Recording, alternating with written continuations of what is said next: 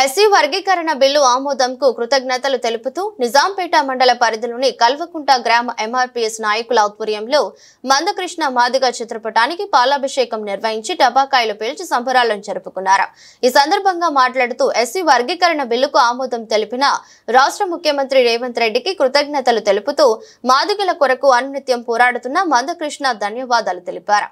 కార్యక్రమంలో గ్రామ ఎంఆర్పీఎస్ నాయకులు జోగేలి రాజు, మల్లేశం, మేకల మల్లేశం, నరసింహులు, కుమార్, పౌలు, వెంకటస్వామి, మైసయ్య, పవన్ కళ్యాణ్, రాజు, రవి, ప్రశాంత్ రాజ్ తదితరులు పాల్గొన్నారు. ధన్యవాదాలు. మాది 50 సంవత్సరాల నుంచి కొట్లాడుతున్న మందకృష్ణ మాదిగ ఎస్సీ వర్గీకరణ గవర్నమెంట్ ఆమోదించినందుకు ధన్యవాదాలు. మందకృష్ణ మాదిగకు పాలాభిషేకం చేయడం జరిగింది.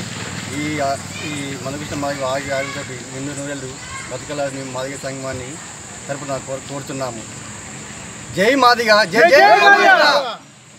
పద్మశ్రీ మందకృష్ణ మాదిగ గారు గత 35 సంవత్సరాలుగా ఎస్సీ వర్గీకరణ కోసం పోరాటం చేసిన అల్పరిగని పోరాటం చేసి మా ఎస్సీ వర్గీకరణ కళ సాధించిన రాష్ట్ర ప్రభుత్వానికి, మన గవర్నమెంట్ శ్రీ రేవంత్ రెడ్డి గారికి మాకు వర్గీకరణ చేసి ఈ వర్గీకరణ చేసిన గవర్నమెంట్కు ధన్యవాదాలు తెలుపుతూ మా నాయకుడు గత ఆరోగ్య ఆయుష్యాలతో ఉండాలని కోరుచున్నాము.